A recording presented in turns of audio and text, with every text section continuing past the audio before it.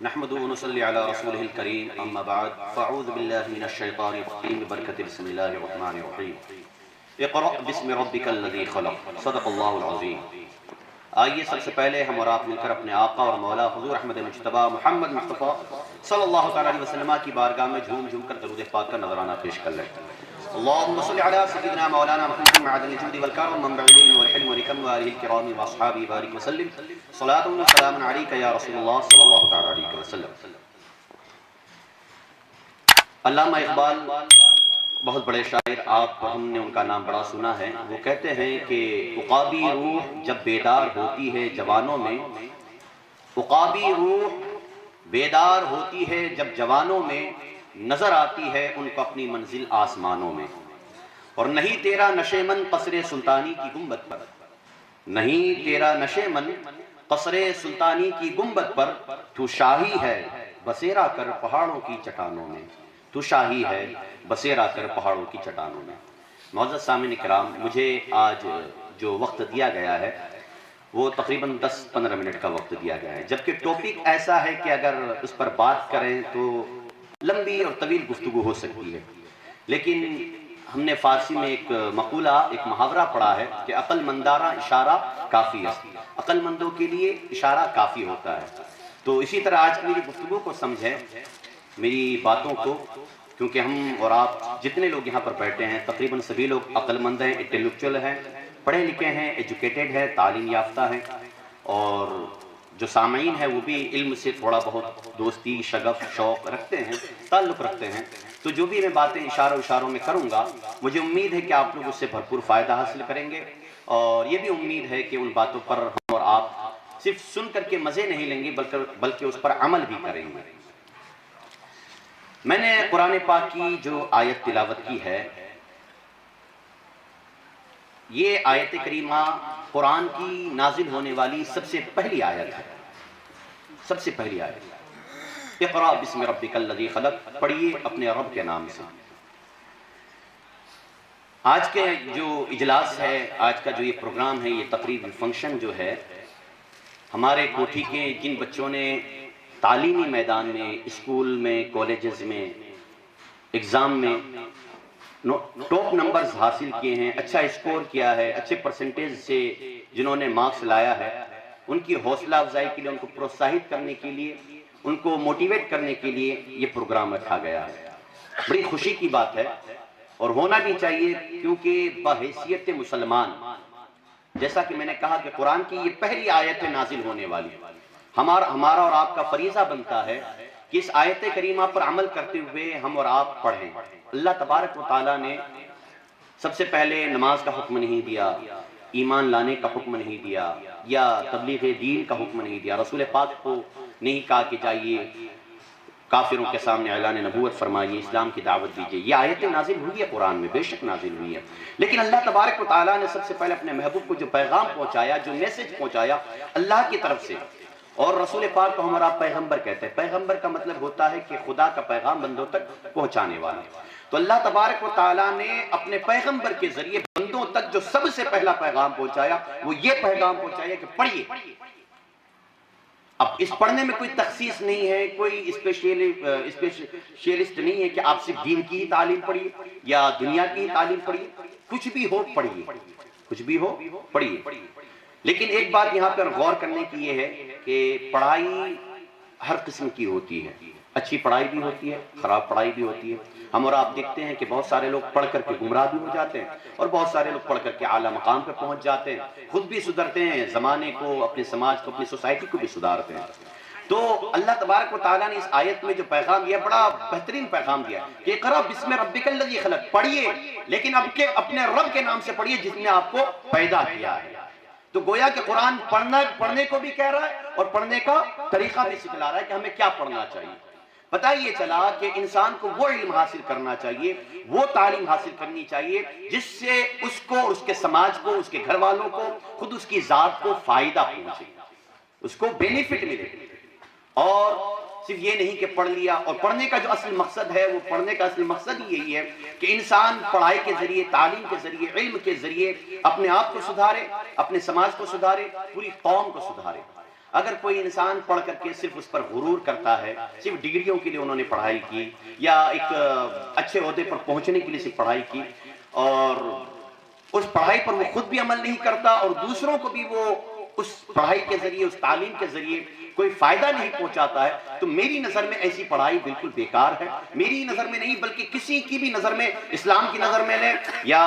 آج کی دنیا والوں کی نظر میں لیں، کسی کی بھی نظر میں لیں، آپ وہ پڑھائی بالکل بیکار ہے، وہ کسی کام کی نہیں ہے۔ کیونکہ تعلیم کا اصل مقصد، میرے سامنے ابھی بچے اسکول کے اسٹوڈنٹ بیٹھے ہیں، میں ان سے کہنا چاہوں گا کہ تعلیم کو ہمیشہ صرف پرسنٹیج اور ڈگریوں کے لیے یا اچھی جاب کے لیے مت حاصل کیجیے۔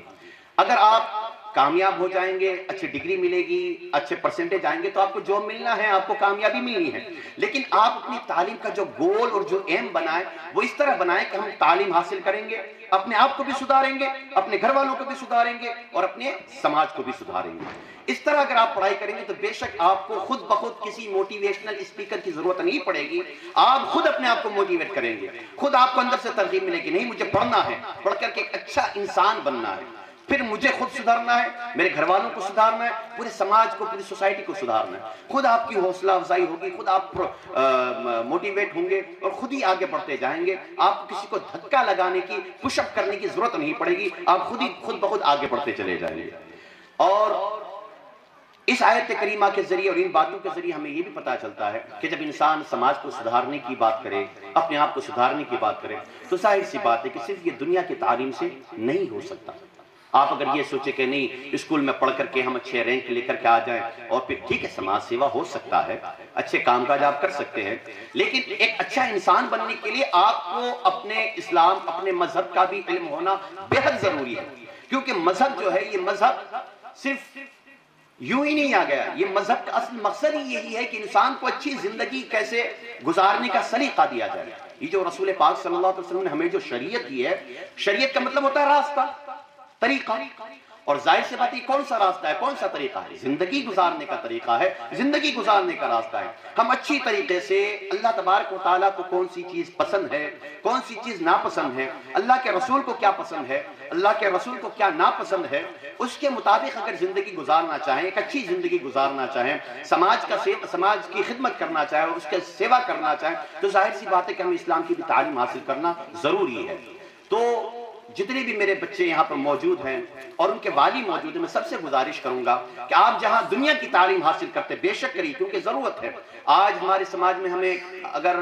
ہمارے اوپر کوئی کیس ہو جاتا ہے، ہمیں جھوٹے مقدمے میں اگر پھنسا دیا جائے، کوئی جھوٹا کیس بن جائے تو ہمیں کوئی اچھا وکیل نہیں مل پاتا ہے۔ ہمارے بزنس کے زیادہ تر جو اکاؤنٹنٹ ہوتے ہیں، چارٹرڈ اکاؤنٹنٹ، اور تو ہم زیادہ تر محتاجی لوگوں کی طرف رخ کرتے ہیں۔ ہمارے یہاں اچھا سی اے نہیں ملتا ہے، اچھا وکیل نہیں ملتا ہے۔ I S, I P S, U P S C وغیرہ یہ سب جو کمپیٹیٹیو ایگزام ہے، وہاں کا جب لسٹ آپ دیکھتے تو تقریباً 4000 سیٹیں رہتی ہے، اس میں ہمارے بچے بہت ہی گنے چنے تعداد میں رہتے ہیں۔ تو یہ دنیا کی تعلیم بھی بہت ضروری ہے۔ اپنے آپ کو دنیا کی تعلیم سے آراستہ پیراستہ کیجئے، کمپیٹیٹیو ایگزامز میں حصہ لیجئے، سی اے بنیے، اچھے وکیل بنیے، ڈاکٹر بھی الحمدللہ ہمارے سماج میں پائے جاتے ہیں، اور بھی اچھے سرجن بنیے، یہ ساری چیزیں بنیے، لیکن اس کے ساتھ ساتھ آپ اپنے دین کو، اپنے مذہبی تعلیم کو بھی ساتھ میں لے کر کے چلیے، کیونکہ ہم نے اکثر ایسا دیکھا ہے کہ ہماری سماج کے بچے پڑھ لکھ لیتے ہیں، اچھے عہدے پر پہنچ جاتے ہیں، پھر اپنے دین سے دور ہو جاتے ہیں۔ ہمیں دین سے دور نہیں ہونا۔ جو بندہ دین سے دور ہو جاتا ہے وہ اپنے بھائیوں کی، اپنے سماج کی کیا خدمت کرے گا؟ اس کے اندر کیا درد دل ہوگا؟ اس کے اندر کیسے یہ خیال آئے گا کہ نہیں مجھے اپنے سماج کے لیے کچھ کرنا ہے؟ تو دین کی بھی تعلیم حاصل کیجیے، اور یہ کوئی بڑا مشکل کام نہیں ہے، بڑا آسان ہے، بڑا ایزی ہے۔ میں اکابرین کی مثالیں دوں، اکابرین یعنی ہم سے جو پہلے ہمارے بزرگ گزر چکے ہیں۔ میں نے کئی سارے نام جمعہ میں بھی بتائے تھے، آج بھی بتاتا ہوں۔ البیرونی کر کے بہت بڑے مسلم سائنسٹسٹ تھے، وہ اپنے وقت کے جید عالم دین بھی تھے اور اپنے وقت کے بہترین آسٹروناٹس بھی تھے، علم فلکیات۔ یہ جو آج آسٹرونومی میں جتنے بھی سبجیکٹ وغیرہ پڑھائے جاتے ہیں اس میں تقریباً 70% البیرونی کے چیپٹرز ہیں۔ البیرونی اتنا بڑا ہمارا عالم اور اتنا بڑا سائنسداں تھا، سائنٹسٹ تھا کہ اس کے بتائے ہوئے راستے پر چل کر آج انسان چاند پر پہنچ گیا ہے۔ اسی طرح ابن سینا میڈیکل سائنس میں، جسے انگریزی میں ابن سائنہ کر دیتے ہیں، تو ابن سینا میڈیکل سائنس کا بہت بڑا نام ہے۔ یہ بھی اپنے وقت کا جید عالم بھی تھا اور اپنے وقت کے میڈیکل لائن کا بہت بڑا ڈاکٹر تھا، بہت بڑا سرجن تھا۔ یہ تو پرانے بزرگوں کی بات ہوئی، میں نئے بزرگوں کی مثالیں دوں۔ آپ اور ہم دینیات کی کتاب پڑھتے ہیں، انوار شریعت۔ یہ سمجھ لیجیے شریعت مسل و مسائل کی ایک بنیادی کتاب ہے، اور جتنے بھی عالم بننے والے بچے ہیں ان کو شروعات میں یہ پڑھائی جاتی ہے، یہاں سے مسئلے مسائل کی شروعات ہوتی ہے۔ اس کے جو لکھنے والے مفتی جلال الدین احمد امجدی، انہوں نے ناگپور میں علم دین حاصل کیا، اور ان کے علم دین حاصل کرنے کا طریقہ یہ تھا، میں بھی ناگپور میں رہتا ہوں اور الحمدللہ میں بھی ناگپور میں نے عالمیت بھی کمپلیٹ کی، اور اس کے ساتھ ساتھ میں نے 12 اسٹینڈرڈ بھی کمپلیٹ کیا، وہاں پہ میں نے 12ویں بھی پاس کی، اور پھر میرا ادھر فضیلت عالم کلاس کمپلیٹ ہوا، فضیلت کمپلیٹ ہوا، ادھر میرا 12ویں کمپلیٹ ہوا، پھر میں فری تھا، پھر میں پونا گیا، وہاں پہ BCA میں ایڈمیشن لیا، BCA کیا، پھر اس کے بعد MCA کیا، MCA کرنے کے بعد میں حیدرآباد گیا، وہاں پہ 6 مہینے DBA کی ٹریننگ لی، پھر واپس پونا آیا، پھر میں نے 2 سال تقریباً 2 سال جاب کی، پھر اس کے بعد کچھ معاملات تھے جس کی وجہ سے مجھے اپنی جاب چھوڑنی پڑی، اور پھر میں اپنی اس لائن میں آ گیا۔ تو کہنے کا مطلب یہ ہے کہ ناگپور میں ہی مفتی جلال الدین احمد امجدی، بہت بڑا نام ہے، آپ ان کے بارے میں اپنے علماء سے پوچھئے گا، میں کبھی ان کی تاریخ بتاؤں گا۔ وہ دن بھر وہ حمالی کرتے تھے، مطلب وہ ریکڑی کو کھینچتے نا، سامان ریکڑی پہ لاد کر کے جو ایک جگہ سے دوسری جگہ لے جانا، تو ایک دکان سے دوسری دکان پہ وہاں سے سامان اٹھا کر کے ریکڑی کو دھکا مارتے ہوئے ایک جگہ سے دوسری جگہ لے کے جاتے تھے، دن بھر یہی کام کرتے تھے، حمالی کرتے تھے، اور رات کو علامہ ارشد القادری، نام آپ نے سنا ہوگا، سنیوں کے بہت بڑے مناظر ہیں، علامہ ارشد القادری کے پاس جامعہ عربیہ اسلامیہ میں پڑھتے تھے۔ صرف وہی نہیں، ان کے ساتھ ساتھ کئی ایسے علماء تھے جو دن بھر محنت مزدوری کرتے تھے، اور یہ والا محنت مزدوری نہیں بلکہ مشقت والا کام کیا کرتے تھے، جس میں خون پسینہ ایک ہو جایا کرتا ہے، پھر رات کو تعلیم حاصل کرتے تھے، اور پھر ایسا علم حاصل کیا کہ اپنے وقت کے بہت بڑے مفتی، بہت بڑے فقیہ، بہت بڑے مقرر، بہت بڑے مناظر بن کر کے چمکے۔ ہمارے امام اعظم ابو حنیفہ کو لے لیجئے، دن بھر وہ بزنس کرتے تھے، کپڑے کا کاروبار تھا، دن بھر بزنس میں مشغول رہتے تھے، اور پھر وہ رات کو اپنا درسگاہ سجاتے تھے، حتیٰ کہ انہوں نے 40 سال کی عمر میں تو پڑھنا شروع کیا، علم حاصل کیا، پھر لوگوں کو پڑھایا۔ آج انہی کے بتائے ہوئے مسئلوں پر ہم عمل کر کے اپنی زندگی گزارتے ہیں، شریعت کا راستہ جانتے ہیں۔ تو کہنے کا مطلب یہ کہ بندہ اگر چاہ لے، اگر آپ اپنے اندر یہ